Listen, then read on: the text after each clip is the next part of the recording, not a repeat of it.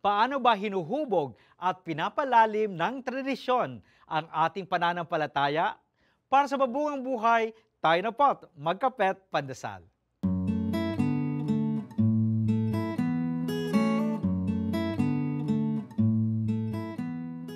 During my ordination, my mom shared her story of her first miscarriage and how she prayed for another child through the novena to Saint Gerard.